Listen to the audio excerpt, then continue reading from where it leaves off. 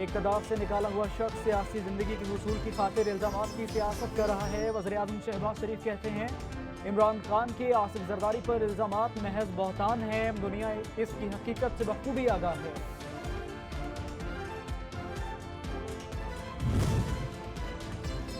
इमरान खान के आसिफ जरदारी पर इल्जामात सबूत ना दिए तो कानूनी चाराजोई करेंगे। चेयरमैन पीपल्स पार्टी बिलावल भुट्टो ने वाजे कर दिया, कहा माजी में बार बार वालिद को बंदूक की नोक पर रखने की धमकियां दे चुके। बयानबाजी के बाद खानदान को दरपेश खतरात मजीद बढ़ गए। किसी को नुकसान पहुंचा तो जिम्मेदार इमरान खान होगा।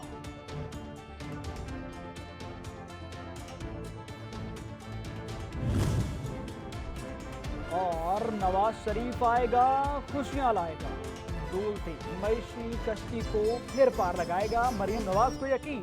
अवामी इज्तिमा से खिताब में कहा मुंतखब वज़ीर-ए-आज़म को 3 बार इक़्तिदार से बेदखल किया गया, हर बार नई ताकत से उभर कर वापस आया। इलेक्शन में शेर की धाड़ मुखालिफिन की जमानतें जब्त करवा देगी।